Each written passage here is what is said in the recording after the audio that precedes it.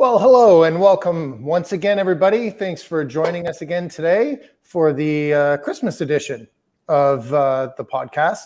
Might very well be the last show of 2021. But anyway, I'm here again, joined by Sandy McKay. How are you? Hey, I'm awesome. I love that Christmas edition. You got the tree going in the background. It's beautiful. I do.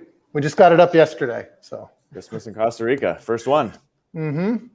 Is it your first one, or were you there? You were close to Christmas. Yeah, no, we came right after Christmas last year. Okay, cool. Yeah. Mm-hmm. We're excited. It's going to be different, that's for sure. Mm-hmm. Yeah, it's snowing where we are. Well, there's snow on the ground where we are, so you're missing that, I guess, or avoiding it. Yeah. And that being said, we are still, my team and James Kennedy and everybody's still doing like lots of, we're very active in Peterborough and Durham still helping investors there. So, and James is actually still doing video tours every week, if not close to every day. He's got new ones. So we're sharing all that knowledge with investors still of maybe duplex conversions or student rentals, whichever places the property permits. And so I mean, we're still doing that. So please reach out to me and we'll get you in touch with James, because there's tons of opportunities there still. So especially in the student rental. It's still one of the markets. Student rental. It's still one of the markets. Sorry, still one of the markets where no worries. Where people ask me in GTA-ish, where do the numbers make sense? That's quote unquote affordable. Mm-hmm. And exactly. Peterborough's pretty much at the top of the list, I would suggest, or it's right up there with a small group of other areas. We're still doing lots. There's still like a ton of bidding wars and things like that going on there too. So the market is definitely hot, but still good opportunities. And Sandy, when people say that to you, feel free to send them our way. I know. I usually, it depends what they want. Sometimes our area, if we're like out more west of Toronto, they start, it's a Brantford maybe, or a Niagara or something. But if it's more east of the city, east of Toronto at least, then yeah, Peterborough's as good as it gets, in my opinion. And where are you guys focused right now? Your way. Hamilton, yeah. As much as it's a little bit more unaffordable, I suppose, and depending on what your strategy is, right? It's a little harder to get into than it was, 5 years ago, definitely 10 years ago. But there's still opportunities out there. There's a lot of it. But again, it's just like a sort of a change up in the mindset, like a shift in what you're going to do with the property. So Mike, who was on from your team last episode, just says, we're just changing up the strategy a little bit to still continue to make it profitable, right? Yeah, a deal is a deal in any city, right? You can find great deals in Toronto. It's not like they're a little bit harder to find probably, but it's not like there's no deals in Toronto or Vancouver or Montreal or any of these major cities where the numbers are getting tighter from a cash flow perspective. There's still opportunities. It just depends on your strategy. Mm-hmm. Absolutely. Well, everybody listening, please go over to our website, breakthrough.reipodcast.ca. There you can hook up with all of the past guests that we've had on, the over 150 different guests that we've had on since we started. And, you can hook up with them there. You can also get our free gift.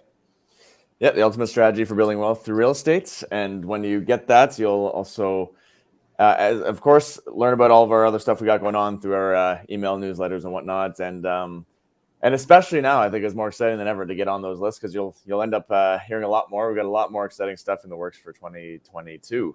So it's very timely to jump on the list, hear about everything we got going on, and never miss a show, more importantly. Yeah, never miss a show. Most of our, we've got great listeners. Most of them are listening to every episode when they come out. And so we're very, appreciative of everyone who does that. Over on iTunes, which is also another place where you can listen to the show, and where most people probably actually end up ultimately consuming it from is iTunes. And while you're over there, you can write us a rating and review, please. That helps us out a lot. It helps share this with more people that might have interest in what we're talking about, and they'll be able to find us. and they'll be able to get all this information. So yeah, like it takes a couple minutes, but leave us a rating and review, and we appreciate it a lot. And I keep saying I'm going to read some of the reviews, which, okay, I will do that next time. But It's been a while. We've missed that segment for a while. We have. But there's actually, we've had a couple of suggestions. So I'll also get to those too next episode for just things that people want to hear about. Actually, one of the ones is deal analysis. Someone wants some more in-depth deal analysis. Just because of the situation that we're in and because of what we were talking about earlier in the show. People are like, well, if the numbers work, and somebody new says, well, how do I know if the numbers work? What am I looking for? Right?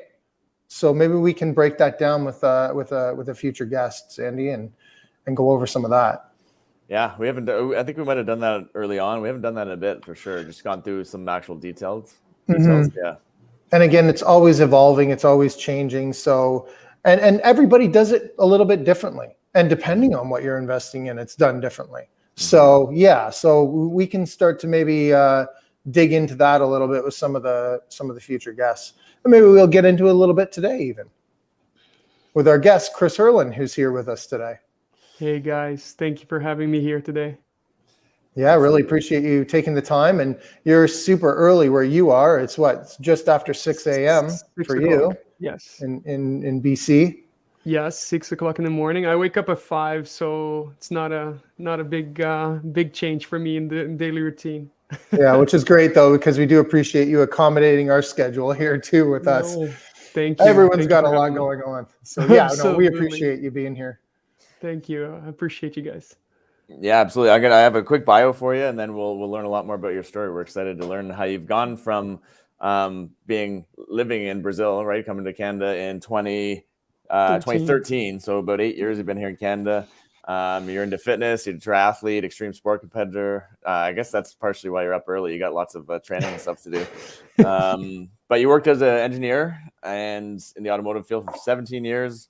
With automotive companies. In 2015, you decided to venture into this world of real estate investing in Canada, as well as have your full-time job at the same time at that point.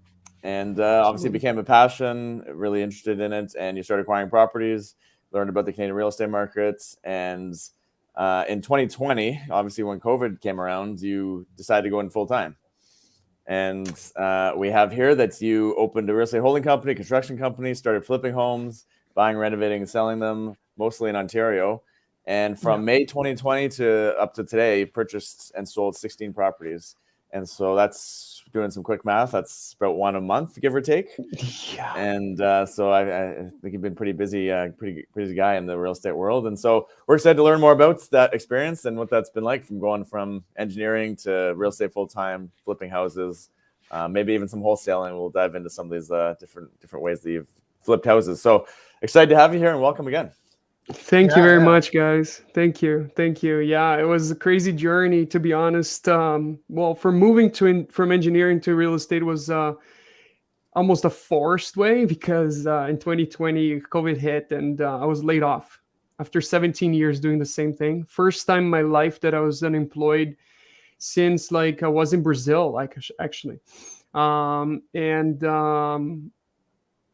Not luckily, but fortunately, I was already so deep into real estate. I already have a few properties. I already had a good cash flow going with my BREIs. I already had a few properties in Stratford that we had rentals. And actually, the transition was easier, I would say. Not easy because, of course, I had to build a brand new company and start doing from scratch. But my whole journey was not easy by any means, like moving from Brazil to here and learning a new language, trying to learn the way the Canadians do things. A lot different than in Brazil, and the weather too, right? Brazil is as you know, Rob, you're in Costa Rica, the weather is completely different, right? Like you have warmth in the Christmas time, and different in Canada. But I adjusted. 2013 was the year that I moved here. Well, wait a minute. Before you go into that, like you were saying there, let's go back talk about a little bit about, how you grew up and what would make you want to leave Brazil and come to Canada. And if there's any real estate, and if you did any real estate stuff in Brazil, I'm curious about that too. Nothing, no real estate in Brazil. I was I was born and grew in Brazil until like 2013. So for 28 years, I lived in Brazil. My father's French, so I lived a little bit in France when I was young. So I had that, that disparity between Brazil, the violence in Brazil, and like the more calm living in France. So I always had this mind, like it's in the back of my head, was like, why do I have to live in a country that's so violent? I'm always scared. So I had always this fear, right, of like going outside and like being robbed and getting whatever, right? Like it's just so violent, killed sometimes even. What part of Brazil were you in? São Paulo. Okay. São Paulo. It was really violent. And so for my entire life, I was always like, I don't want to live here. I want to leave Brazil. And I didn't know where to, right? Like I still like Canada and Brazil. Canada doesn't have much history. There's no war. There's no nothing. So like they don't talk too much in history or geography too much in the class. But it turns out that I start working for a company, two companies that are Canadian. One is Gates Corporation. Another one was I'm part of a Magna company. And I was introduced to Canada very quickly. And they flew me to Canada a few times as a business trip. And that's when I learned about Canada. When I came here and I fell in love right away with the country. And that's the mindset I had, right? Like I wanted to leave, and because of the violence and all that, and it's a harder life in Brazil to be able to buy a house in Brazil. It's really, really difficult. Like it's and not only saying that, but when I was young, I was not very money savvy at all. Like I used to be like always partying, always drinking, and spending all my money. So I didn't have any money, any money to invest, to be honest. Like, and when I moved to Canada, of course, you're away from everyone. I didn't have family, no friends, no money actually. So I had to really get into my uncomfort, my discomfort of not having anyone around, and save me from any trouble that I would have. So that's when I started really thinking about building wealth. And that's when I started getting to real estate. Okay, very cool. So what was the first thing? First of all, okay. So you started visiting Canada a couple of times on business trips. So where were you going? Where were you staying? I was typically in Vaughan, Toronto, very close to Toronto. That's where, yeah. But you're in BC now. So how does that happen? So this is something that not many people know. Like when I came last time to Canada, I started really the process of asking the company to hire me here. So it was a process of really talking to my boss every single day. I didn't want to go back to Brazil. That was the last time I promised myself. That was the last time I was going back to Brazil. In 2012, when I came here, I'm not going back. So they started the process, but it was not really like guaranteed to me that I was going to get the job. And it turns out that a company in Vancouver connected with me on LinkedIn, and they offered me a job in Vancouver. So they flew me to Vancouver one day, in December 2012, and they offered me a job. And when I came to Vancouver, I fell in love with BC, mainly because as an athlete, I was seeing people in December like biking on the streets and like doing activities outside, where in Toronto was snowing, and so it was a different lifestyle in BC. It's a complete different lifestyle. And you didn't speak English at the time. And I spoke a little bit of English. It was broken English. I I tried. I was really like, I was always a guy that my discipline and my drive always pushes me to do stuff faster. So I came here like speaking broken English, and every single day I was training, I was talking to people, I was putting myself in uncomfortable situations and learning more and more every single day. And people saw that, and I said, like, honestly, guys, I'm doing my best. I'm going to be fluent in English very soon. So they trusted me, and actually the two companies offered me jobs at the same time. And I said, the first one that gives me the job offer and the job, I'm staying in Canada. That's basically it. And it turned out that I got the job in Toronto, and I stayed in Toronto, and it took me 8 years to move to BC. So The whole time, every time you left Toronto, you were like, okay, I'm not going back to Toronto. No. Stay in BC. It's the last time I'm going to Toronto. Exactly. It was basically like, how am I going to make to BC again? That's always my question. And so you've only been there for A not month long, right right? now. A month, yeah. So brand new there. Okay, cool. Yeah. So how did your investing journey start then? So it's when I met my wife. So when I moved to Canada, I was by myself. So started the journey of like meeting new people. Met my wife about 6 months after I moved to Canada. Well, at the time, like just an acquaintance, so just the person that I met, and then we fell in love, and we got married. She's really very good with money. Like, she really knows how to save money, and I had some money saved in Brazil too. I brought that money. We joined efforts, and then we started investing. So we bought a house. My wife already had a house purchased in Collingwood, Ontario. And so we invested on another property. So we put one for rent, and that's when we started like learning the power of cash flow. And then we pulled some equity, and then we bought another 2 houses out of that equity. Then we continue going from there. So single family homes. Single family homes. Okay, very good. And where were the next two? All in Stratford. So that's when I was offered another job in Stratford. We were not, I was not, to be honest, like in Vaughan or Toronto, it was super hard for me to acquire anything.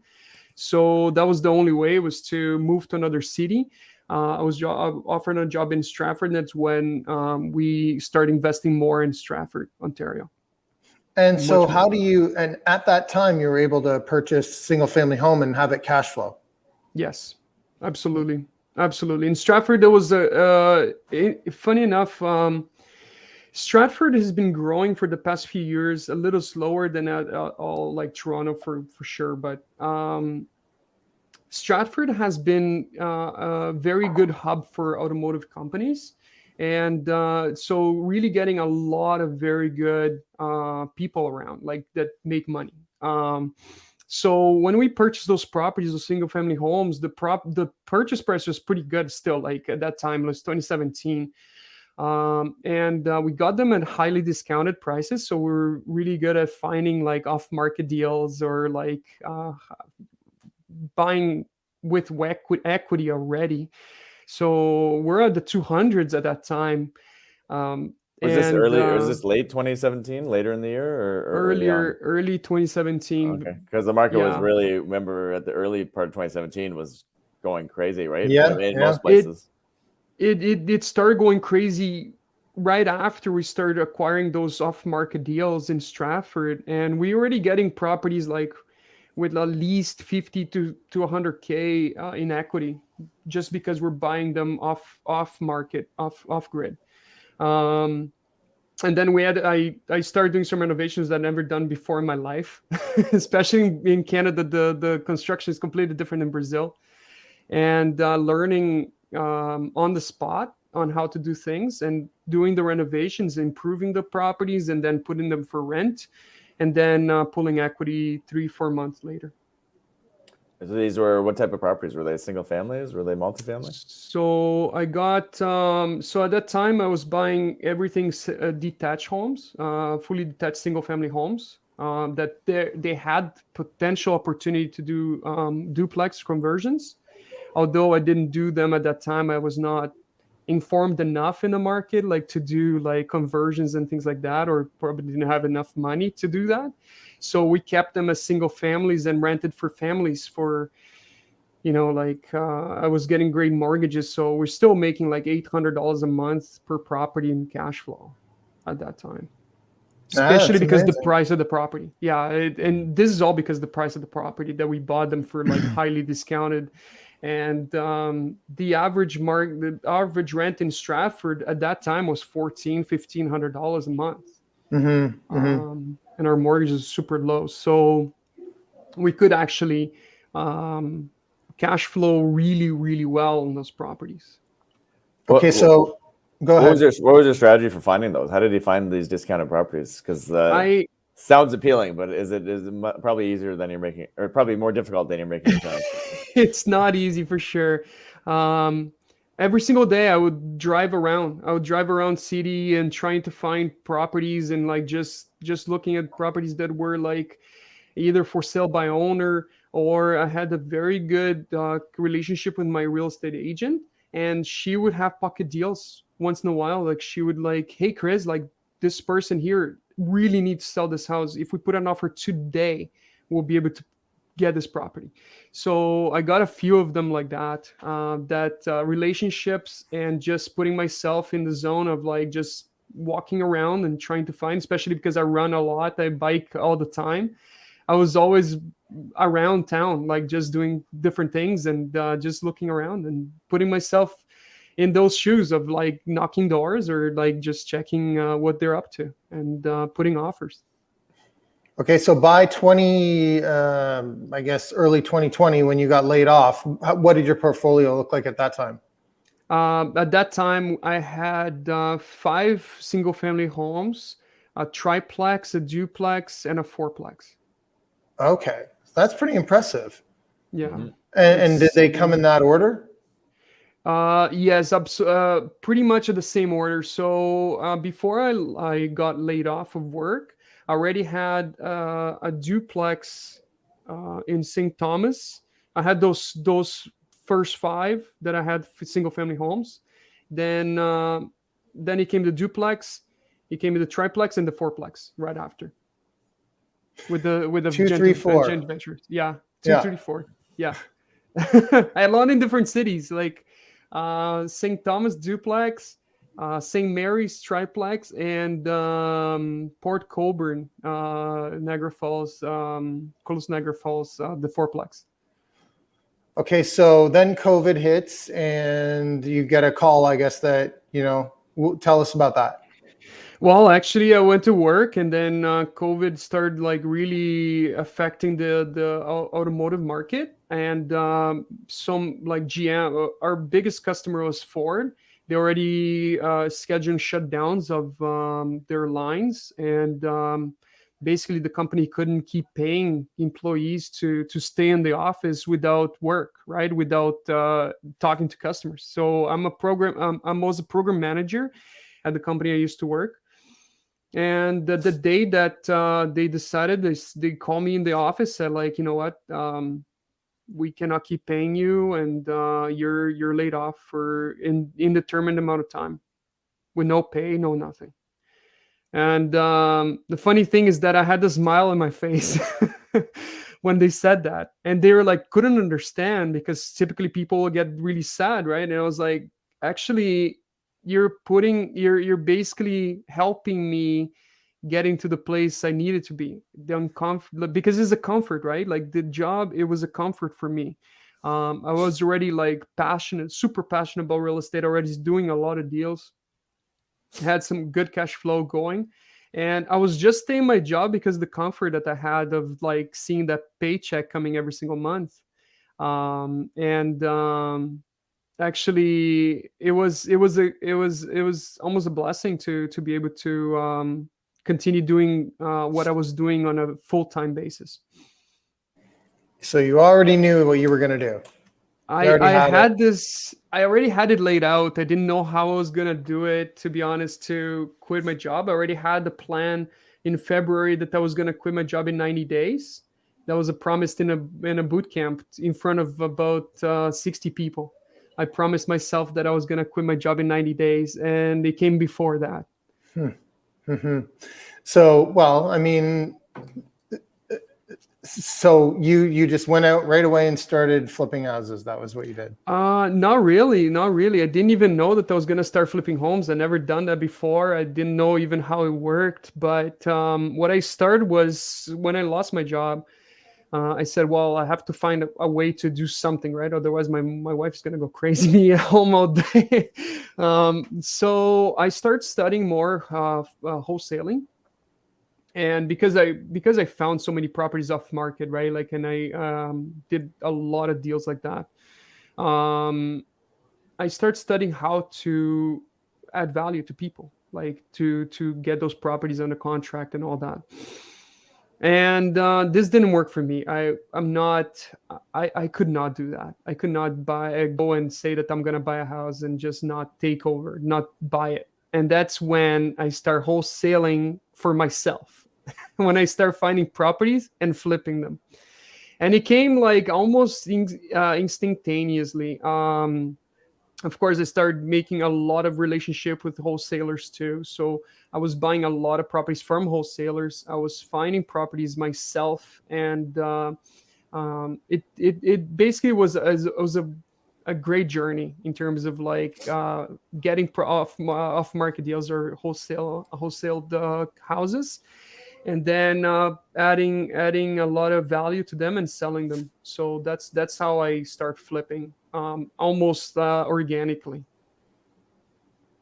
Okay, so tell us about your first one then. Let's go from there. So my first one is in St. Thomas. It was a single family home, massive house. Got under contract from a very good friend of mine, wholesaler. And I had a business partner that he was an active partner too. The journey was basically finding the property and then trying to find the money to fund it, right? So okay. Private money, of course. So getting the private lender, and then so we started the work. It took 3 months. We finished the house. Are you guys doing the work? I was doing the work at that time. All of it. I was doing 100% of the work. Not the electrical or right. not any of the trades, but where I was swinging the hammer. You were there all day, every day, making sure that things were happening. Absolutely. I was swinging the hammer myself. That was the start. I promised myself that I was going to learn and do the work myself for that moment to build enough wealth. I would say enough cash for myself to keep going. But that really, like, I was building a life around, like, I was building a life around my business. Basically, I didn't have time for my family. I didn't have time for anything. My life was flipping that house that we're doing. In the meantime, we were getting more properties. That's when like the 16 came from, because like we're basically every single day looking for more deals and all that. But this property itself taught me a lot about how to keep timelines, how to make money in flipping homes. It's and basically started I would say it's a hard word to say, but destruction. But honestly, it was hard for me and my family to do that and swing the hammer and do everything by myself. But over time, this taught me a big lesson on how to build a business and how to build a business around my life and not the other way around. Right. And clearly they would have overlapped. So you were probably, like you said, you were still looking for deals when you were in there swinging the hammer all day, and probably purchased one or maybe even two before the first one was done. Is that right? Absolutely. Yeah. We had 3 properties on a contract before the first one finished. And your idea at the time was to do all the work in those ones yourself as well? Well, like Or in the meantime, I was having a lot of coaching, right? So like I started seeing that this was not Mhm. feasible at all. Like I was not going to be able to succeed, especially because flipping is 3 months. Like as soon as you start holding it for longer, like you're losing more money, and it's getting more expensive exponentially. And so I seek counseling, I would say, mentorship, to start building a real business, not a job, right? So I got out of my 9 to 5 job and got another 9 to 5 job, or even more than 9 to 5. To be honest, it was like I was working sometimes 140 hours a week, and that's when I couldn't see my family at all. Like, Mhm. and this driving to St. Thomas from Stratford is an hour drive each way. Mhm. Yeah, like I can imagine. I can envision some tension going on with a Absolutely. lifestyle like that. So how did you? Let's talk about how you, I guess, remedied this. So we started searching for help, of course, we start hiring. So it was not an easy process too, because in construction, especially during COVID too, people wouldn't show up. Like you would hire someone and then they would come for a day or two. They just never be found again. So we went through about, I would say, 6 7 people in the meantime, like try Wow. in between houses. So while we're finishing one, another one was starting, so it had to start demo and all those things that you guys know. And then one guy would show up, never show up again. Then it turns into Chris and business partner to do that again, while we're trying to find another person. So the journey was super hard to get out of the 9 to 5 again, until like it took us 5 houses, to be honest, to find two guys that were reliable, that we'd start doing business together. And those guys stayed with us until the end. That's when pretty much I got out of the swinging the hammer, and I was doing more the business side of it, just Hmm. doing standard operating procedures, starting to do payrolls and things like that. So really being more a business owner than a another contractor for my company.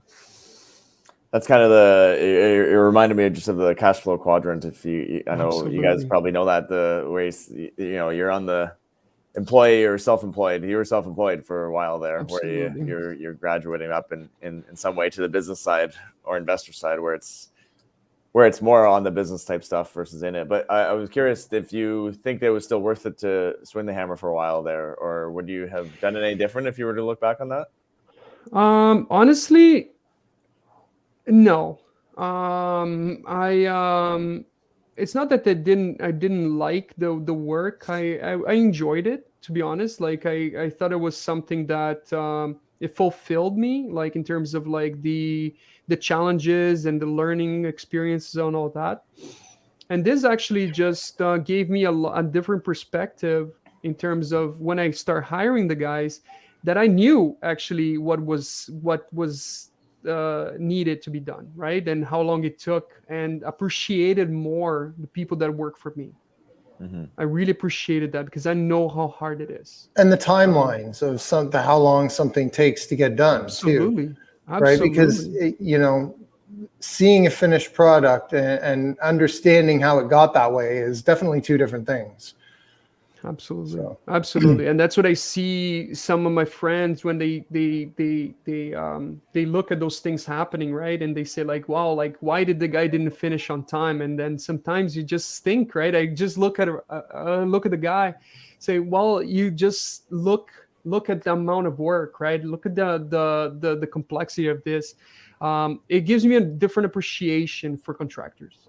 mhm. It definitely gave me a different appreciation, and that's when I start putting a lot of thought in terms of how to make it more efficient. How can we make different, right? How can we make this a little bit more appealing, right? So that's when I standard operating procedures, I start making them, trying to figure it out how to help my contractors, saving time and saving efforts sometimes, and really understanding how long something takes to be done. And the last few flips that I've done, the timelines are so much more achievable just because I knew how long those things would take me to do, and not forcing people to do things faster or pushing them into something that I know that's impossible to be done. And that's Right. when my program management skills from automotive came to fruition, right? So we never know when we're gonna use those lessons that we learned in the past. Well, being an engineer, you probably have some pretty good systematic you probably have that type of mind, right? A little more analytical, that you can probably work through that better than some people. When you start saying operating procedures and things like that, for me, that's the struggle. I know to do that. To sit down and For some reason, I just automatically yawned right there. I don't know. Yeah. And me too. Like I'm as an engineer, like I had to always think with a different mindset, right? Like in terms of like saving time and like especially in automotive, right? Because automotive, everything is so tight in terms of cash, right? Like everything's so cheap. Like the automakers don't want to pay much for what we build. So we have to be strategic, and the process needs to be so tight, right? So streamlined. That's the cheapest you can make. And that's how I brought this to real estate. That experience, right? How can we make it faster? How can we make more streamlined? So would you say that timeline struggle was your biggest challenge? Or I think my biggest challenge was finding people first. Number one, contractors are super hard, and that's why it translated to timeline. It was a consequence, right? Like, so either I would do it all myself and travel between houses and try to do things in parallel, or I would have to get people to keep coming to the house and doing the work while we're doing something else. And it's timeline typically is a translation of something else that's going on in the project, right? Either people are not showing up, or not they're not doing the work in the proper way, or taking too long to do something, or you just don't have a perspective in terms of how long this is going to take. So there is a lot of translations that we need to always look for to be able to make sure that the timelines are real, are something that is achievable, or it's because people are not doing the work. So give us just one more challenge maybe that you've had along the way, like a different sort of from a different angle than what we've talked about here, and then and how you overcame it. Money, right? So like when you're doing so many deals, like finding money partners that are always reliable, it's super hard, right? So when we're doing the first deal, the first flip, I got a call from my good wholesaler friend, and he said, well, we have this property, we agreed that we're going to buy it, and then when we're finishing the first house, we were taking possession of this other house. That was the fourth house that we purchased at the same time. And probably 3 days before the closing, my money partner said, I don't have money. Yeah, that's always good. Yeah. It's like, oh, I have $180,000 to put down in the property, and I had no money. I already had 4 properties. I was doing the renovation myself. I was putting money for the renovations myself, me and my business partner. And I was like, well, that's great news. So I had called my business partner, said like, you know what? We don't have money to buy the house. It's 3 days before, and we have to find money. And that journey started and we stopped everything we're doing and basically start calling everyone we knew. In 2 days, we raised $230,000 in 2 days just from conversations. So you have to put yourself in uncomfortable situations sometimes. This makes us grow super fast. And that was a super incredible experience for me. And it never happened again. I basically protected every single thing around myself for this not to happen again, because that was a stressful time, especially when you're asking family for money. And I never wanted to go through that again in my life. Okay. Yeah. No, and that's great. That's a good one. Now, I guess the next, like you said, just through conversation. So, I mean, let's analyze that a little bit more, because obviously to raise that money, there's a bunch of different ways that it can be done. It can be done, through private lending. It can be done through loans, whatever. Like tell us a little bit about, maybe, I don't know, I don't want to get too personal, but share as much as you want, I guess, on how Absolutely. you pull that together. Absolutely. So, first person I called was a big firm, private lending company, that already had conversation in the past. But for them, it took them like about 2 weeks to get the money, right? So until you apply and do everything, and they do the due diligence, coming in with the inspectors and everything else, appraisals, especially because his house was really like, it was a hoarder house. So like anyone that would come in, there's no eaves, no downspouts, no nothing, right? So many of those guys, they don't want to lend into those kind of things. So I had already in back of my head that they're not gonna get me any money for the house. Mm-hmm. So that was challenge number one, trying to get a private lender to say like, okay, I know you're gonna do improvements in the house. This house is like a complete disaster, not say another word. And that was number one challenge. Second challenge was, yes, I had to do friends and family round, basically like that, as a seed round, just from family and friends, trying to figure it out. They know me. I built a name for myself that I am good steward with the money that I use. And I said, like, I'm going to give you this money back. I'm going to be able to find a private lender and get you the money back. And that's what people did. Like, basically, I was getting $70,000 from my father-in-law, like another 30,000 for someone else. And then I got 6 or 7 different people to get to $230,000. Mm-hmm. And that was the challenge, right? Like getting all those people to agree and to know that I could do that, and giving the money back. It turned out that 2 weeks later, the private lender accepted to lend us the money, and then they lend us like to 80% of the value of the house that they appraised, and actually it was pretty much close to what I bought the house for. So we could pay those guys 2 weeks later 100% of the money.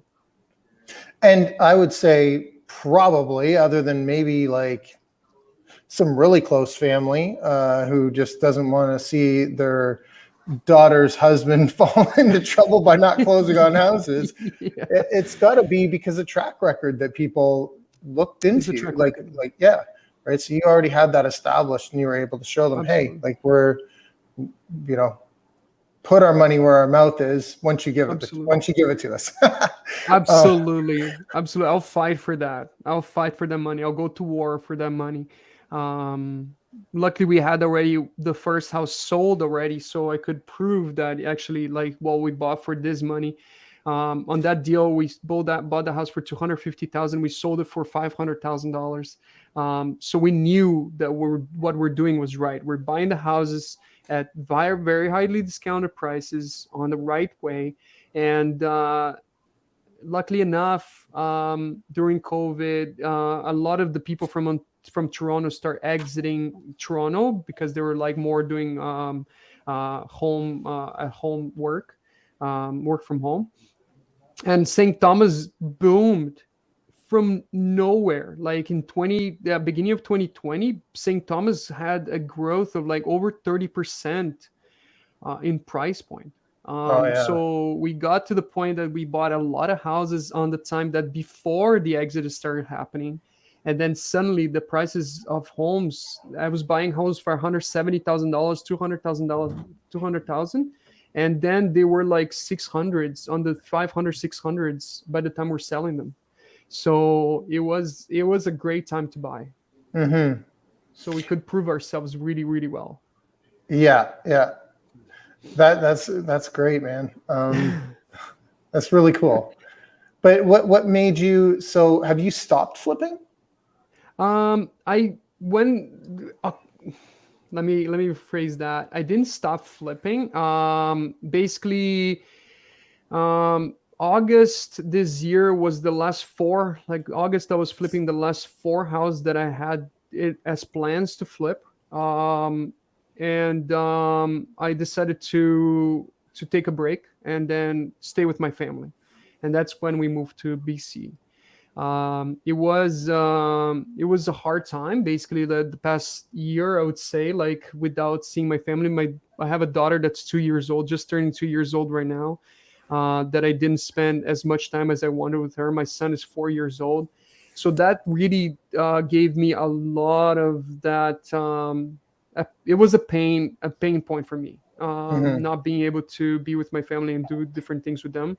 And that's when we decided, you know what, it was a dream for my wife actually as well, like to live in a place that is um, more outdoorsy and things like that. We can do more things, and that's when we decided to move to Kelowna area in BC. And that's when I paused a little bit the work, and we stopped doing activities with the construction company that I have. I see. And so you're still acquiring properties, you're just hanging on to them. Absolutely. We have the birds. I have a few properties that we do just buy and holds, not Perfect. flipping for a little bit until like we start. I'm meeting more people here. Probably I'm gonna start flipping homes here, really getting the connections and all that. So it's gonna take a little bit, but we're gonna get back to it. How about It's this? something that I really like. How about this question? I know that you need it, and time off is very important, but how does it feel to you? It feels weird. It feels weird right now to me to do stuff from home. It became like almost a habit for me to be always dealing with properties and doing those hard things. And Hmm. I thrive in pressure. I'm a guy that I thrive in pressure. So it became I needed a break, and I'm very blessed with the break that I have right now. But without pressure, I'm not myself. So I need that very soon again. Okay, yeah, no, I understand. I was just wondering because it sounds to me like, well, I mean, I've been in that situation too, and I have learned how to relax a little bit, but there was definitely times where I just needed to keep going, right? And Absolutely. when I sort of forced myself to slow down, that was uncomfortable. So it's a learning curve, no matter which way you look at it. Learning Absolutely. curve to get there, and then a learning curve to back off. Um, Absolutely. tell Well, us you about. Absolutely. Hmm. Go well, ahead. I know you're doing some other stuff in the background, maybe, or maybe it's on the forefront, but you are working on some technology to help with a Yes. lot of this stuff. So what's that all about? You're developing an app, or there's some stuff that you're Yes. working on there. What's So that all about? I started a year ago when I really passionate about creating new processes as an engineer, right? Just trying to make stuff more efficient. And when I was doing a lot of the wholesaling, I found a lot of the process was still like so old school, right? I would say like really medieval. And that's when I started like thinking, how can I make this a little bit more? The United States already have a lot of like different technology that people use for either wholesaling or like anything off MLS, right? Anything off MLS right now, it's pocket deals or people like sending letters, handwritten letters or things like that. And for me, when I see that, I always it hurts me when I see the inefficiencies, and that's when I start thinking about a different way of doing things in Canada that other countries already found a way, right? States already had a bunch of companies that are doing the home like the homeowner way of doing it if they don't want to go through MLS and all that. So And that's when I start doing that and building technology around it. Cool. So it's yeah. There's a massive the fintech world has been going crazy over the last couple of years with all these different things around the real estate world. There's a ton of interest in that from big venture capitalists and everything. It's pretty interesting to follow all that industry right now, and it's over the next couple of years too, going forward. There's going to be a lot of changes, especially like you mentioned. There's tons of this stuff already in the U.S. There's a lot of room for some companies. Someone to add some value there to this sort of stuff in Canada, but not just Canada, across North America and everywhere. But Canada for sure is lacking a lot of these resources right now. Absolutely, especially when you think that there's so much immigration coming to Canada, right? Like when you think like, how are these immigrants, not only with buying and selling, but renting and all that, right? So there's not really real platforms that people are doing things and like following and all, and that is innovative for this market. So I built this around what I was having issues with. So it's not only buying and selling, but my whole holistic approach is basically helping people getting not only the house, but like finding the contractors, finding everything to promote them or to help them thriving in the world of real estate. That's all the problems that I found, right? When I was talking to you guys about not having contractors around me. It is hard to contact with them because there's no real place that people can go as like a LinkedIn to find an engineer, for example. There's nothing like that for a contractor, for example. You have to go on Kijiji, you have to go on Facebook Marketplace. And that's when you see all the time people asking on Facebook the validation from other people, right? How do you validate that a contractor is good today is based on word of mouth. Typically, right? When you say like, oh, do you know a plumber that I can use? And then they ask for the validation from their network. And that's what we're missing in Canada too. And these are the things that are going to be added to the technology. I believe that if someone adds that to technology, they're going to be very successful. Okay. Did you want to do you want to promote what you're doing then, or? We're very early stage right now. We're in beta testing right now. Domly. Domly is the name of the company that I'm building. It's domly.com. It's a platform. It's a iOS platform right now. And at this point, we're basically on the retail side, basically helping people like finding properties for rent or anything that's off market right now, like people that want to put properties for sale or for rent. And that's the stage we are right now. We're super early stage, and we're growing it organically right now until we get into Apple Store. Yeah, and I know it's early, and I just, because someone, most likely we've got listeners hearing this a year from when it's recorded or whatever. So by then, it might be up and running. So it was DOMALLY. ALLY. So Dom, it's a synthesis of two words. Dom being my wife is Polish, and Dom is housed in Polish, DOM, and then ally for unite resources, commodities, and people for mutual benefit. So that's what the meaning of Domly is. Okay, gotcha. That's cool. It's thoughtful. Yeah, we thought a lot about everything in the company. Yes, everything. Every single detail.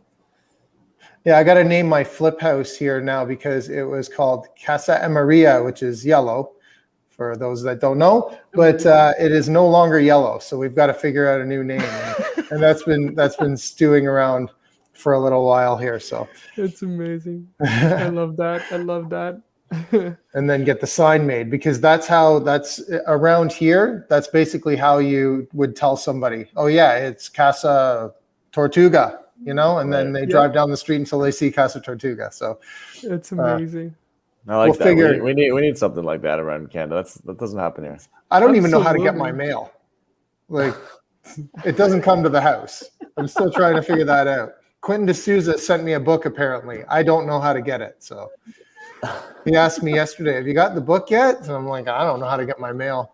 So got to figure that out. One of these Mo- years, you got to figure that out. The important things come to email, right? All the bills come to email, and you can pay it online, but all this other stuff we still got to figure out.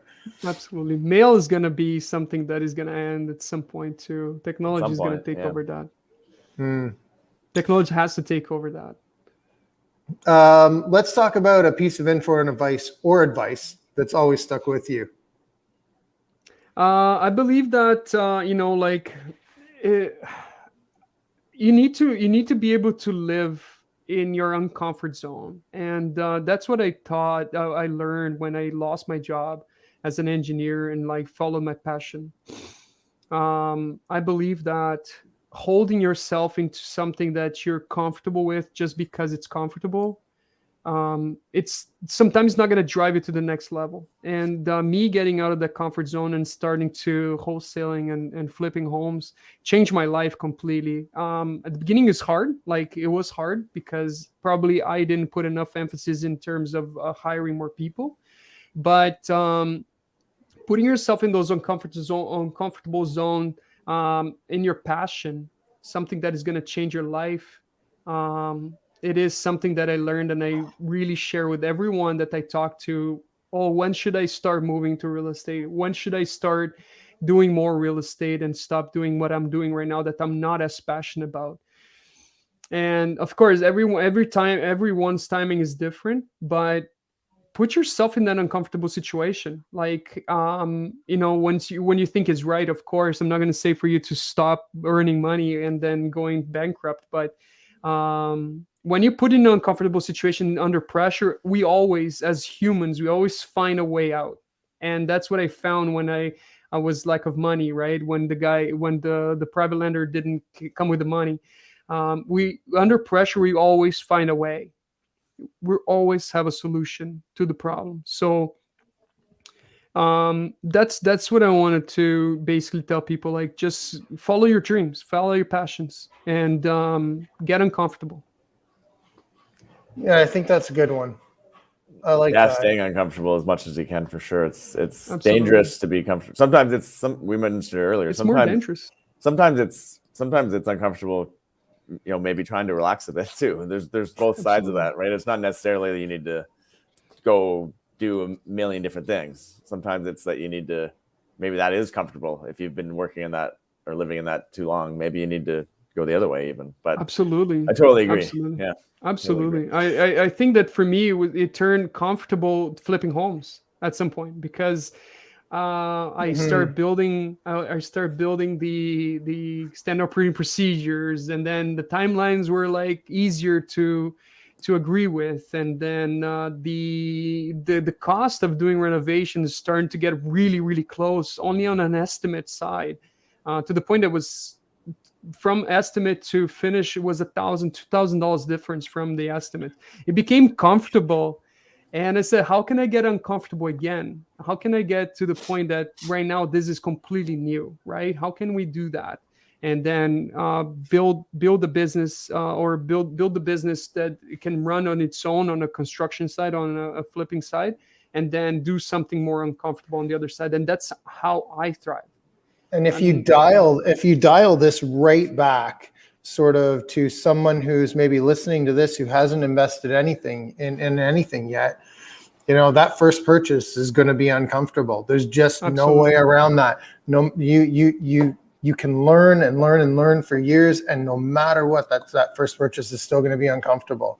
So unfortunately or fortunately, you've got to face that reality in order to move forward in this space.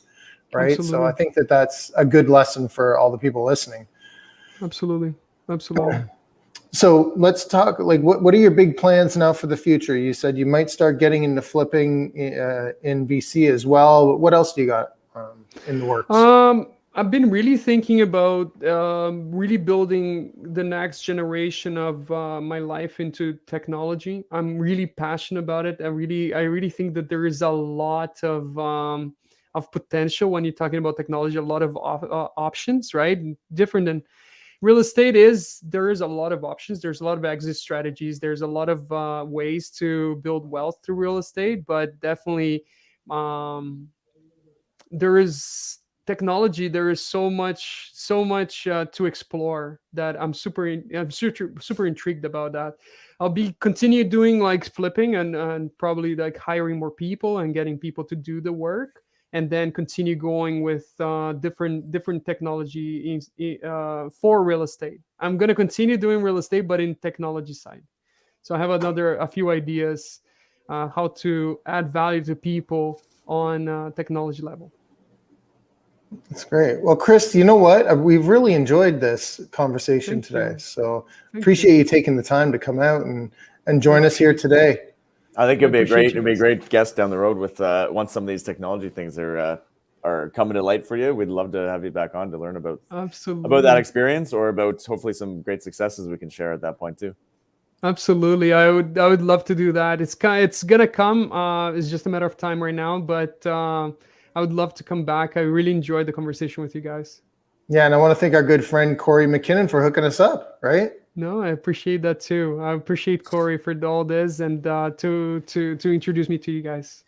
A lot of Corey's friends, clients, etc. When we started engaging with them, it's like we've done 15 flips in the last 12 months, or they have some big numbers. Really interesting people. Yeah. Go through his courses and things like that. So yeah, no, he's very good at finding great people around for sure. Yeah.